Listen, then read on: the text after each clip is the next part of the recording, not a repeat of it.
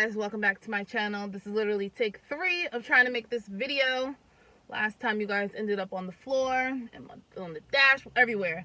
So anyway, welcome back to my channel. My name is Keisha. I am almost 6-week post-op VSG. If you guys aren't already, make sure you guys are subscribed to my channel.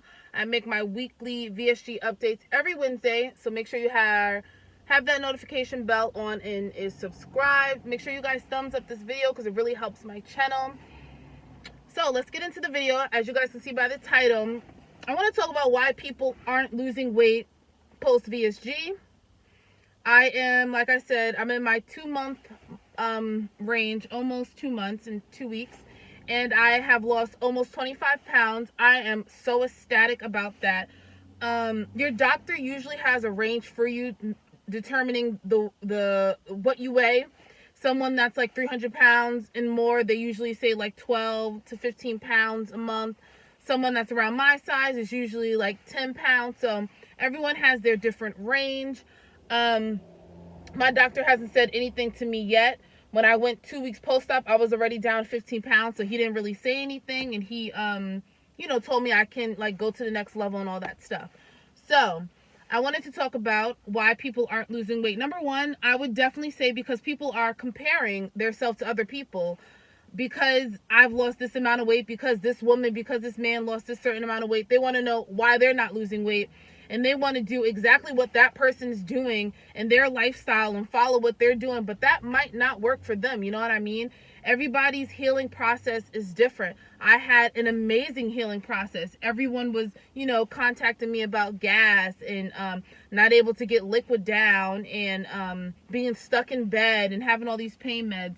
And I basically said what worked best for me was to move, was to not take pain meds, was to sip all day. Exactly what your doctor tells you, which is very cliche. And sometimes you don't want to hear that from, a person that's not a doctor. You want to hear like the cutthroats and all that stuff. But I honestly did what my doctor told me. One thing the nurses did tell me was to take the pain relievers, and I feel like I didn't need it, you know what I mean? But they didn't want me to be in pain, but I wasn't in pain. As long as I stayed active, I was good. The gas pain really went away, just like my surgeon said, when I moved, you know what I mean? So I really wasn't in pain. I was in discomfort, but I wasn't in pain. So that's one thing. People are always trying to look into other people's journey and see what they're doing, and it's really not going to work for them, because you have to do what works for you and really consult your surgeon, because a lot of our programs are very different. Number two, I definitely want to say, you definitely have to change your mentality on food. If you think you're going to get this surgery and it's going to be a piece of cake, or you went the easy way out, that is not true. Majority of us that get the surgery suffer from an eating disorder or binge eating and all that stuff, and that just doesn't go away. I can say for me personally, and you guys already know because I filmed my pre-op, I was eating Burger King, Chinese food when I was supposed to be doing my 2-week post-op, 2-week pre-op. And then I noticed, thank God, as soon as I got the surgery, I had no appetite, I had no desire to eat, and I was terrified, and I still am, of getting sick. This is not no kid in the play type of surgery. This was a major surgery that we got that we should not be playing with. It is a huge deal that can come with major complications, and you do not want to play. Like when it comes to vitamins, when it comes to getting your water in, when it comes to getting your protein in, you don't want to play with that stuff, and you don't want to be that guinea pig or that example of why you have to get your gallbladder taken out, why your hair is falling out, why you have a whole bunch of this and that and the third. You don't want to be that reason for that. You know what I mean? So I do everything my doctor says, plus some, with doing my own research. So I feel like a lot of people that I watch, or some women that I watch, they have this mentality of, oh, I can't wait to eat this, or I can't wait to go out to eat, or I can't wait to have a drink and all that stuff. And I feel like for me, I'm just trying to learn everything about VSG and learn everything about how to not get whatever complication it is. And I'm really here for the research part of it. And, just trying to lose weight. Like, that's my main thing. I didn't get the surgery for no other reason. To lose weight, and that's it. And to have that mentality so fast in the beginning is sad for me to even hear people saying that. I don't want to be on no diet for the rest of my life. Like, I feel like this surgery really helped me because you guys all know I love working out. And if you guys follow me on Instagram, which I always leave it down below, I'm in the gym 5 to 6 times a week because it's a really big stress reliever to me. I know some people's stress reliever is coming home from work, having a cup of wine, reading a book, or maybe eating a treat or something like that, but we cannot do that anymore. Like, post-surgery, we're not able to do that, or at least for the first 6 months, I'm gonna say. Like I said, everybody's body is different. I've seen people start drinking after 6 weeks and they're fine, but for everybody, if there's 100 women or 100 men or all of us combined and 1 or 2 people do it, that's fine. But don't think 50% can do that, because that's not going to work. And you just don't want to do that anyway. You don't want to go from one bad habit to another. And that's honestly probably why they're telling us to not drink. I'm not a big drinker anyway. I definitely am someone that snacks all day long, and I've noticed I don't need to snack. I guess it's because my stomach is smaller or I'm not hungry, but I tend to eat bigger meals where my meals are probably like 250 calories, because it matters how you're making your meat. Meat can be 100 calories, you know what I mean? Why is this car speeding? So, and I definitely get my snacks in as well, meaning I've had like cookies before, I've had cake, I've had pork rinds, and I think that's it. Meaning like bad snacks. But the thing I've noticed is I'm only eating the serving size, which is something that is huge for me. I'm definitely that type of person. If I have a bag of chips, I'm eating that whole bag. If I have a meal, there's no leftovers. Like, when I meal prep, sometimes I tend to eat Monday, Tuesday, and Wednesday's meal. Like, the aspect of food has really changed for me, and I think my smaller portions and making a meal that is just for my portion really helps. I see people making meals that are still their old portion. For me, my old habits would say don't have any leftovers and just eat all of it. You have to eat all of it, even if it's on a small plate. I have to eat all of it, and that's really huge for me. I don't want to waste food, and I don't want to put it aside. I have to make that 3 ounces of fish or 4 ounces of tuna or 2 ounces of whatever, you know what I mean? That's just how my process has been working. And I think if you guys put things on smaller dishes, it would really, really help you. Yeah,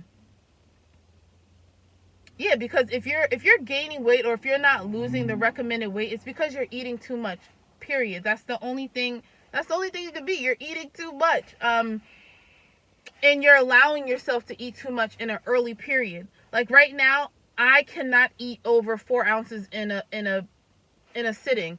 Now, if I'm letting myself get sick and eat 4 ounces to 6 ounces in the very beginning, my stomach will get bigger. Just like you train yourself, someone that didn't have surgery, just like you trained yourself to eat smaller meals, we're already at that smaller meal point. So if we train ourselves to eat bigger meals, we are going to gain weight, and it defeats the purpose of having the surgery.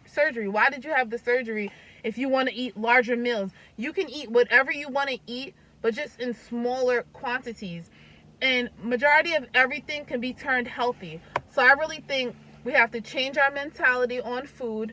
Oh, that is so cute. It's like a family riding their bikes. But anyway, we have to change our mentality of food. We really have to change our diet. We have to get active. Like, in order to get away from loose skin, in order to see a lot of definition in your body, because we're going to be losing weight fast, you have to get into the gym. You have to be taking your vitamins. You just have to follow the rules. You have to be, Now, I don't know if you have to go to all your doctor's appointments. Like, in the beginning, yes, but some of them I know are going to be repetitive. It's just like when you have a kid and your prenatal visits are like repetitive. They're like, so how was this month? Like, bro, we could talk on the phone about this. So I would personally say, like, I know I want to go to like my first few appointments because I do have questions and all that stuff, but sometimes I know it's going to get repetitive. I don't think I have that many appointments though, which is a good thing. I think after my 6 weeks, it's not until 3 months. And then after 3 months, I don't think it's until 9 months. So that's a good thing. But definitely, if you guys have questions, definitely go see your doctor. I know you guys can call, email, all that crap. So that's a good thing. But just stay focused and remember why you got it. I think the hardest thing for people after, like, when you're able to eat real foods, like me personally, I can definitely eat real foods right now, being almost 6 weeks post-op, or I'm 5 weeks right now, so I can definitely eat real foods. And that's a big trigger, because you're like, damn, I can eat anything I want, but you don't want to, because you're going to gain weight, or you're not gonna lose, you're gonna like stay the same. Because I know after I ate Thanksgiving, I ate like everything, but I only gained like 8 ounces. So if I continue to eat bad, I would slowly gain weight, but not as fast as if I didn't have the surgery, but still slowly I would be gaining weight. So I think that's probably like the scariest thing for me right now, is to know that I can eat whatever I want, but it'll slow down my process.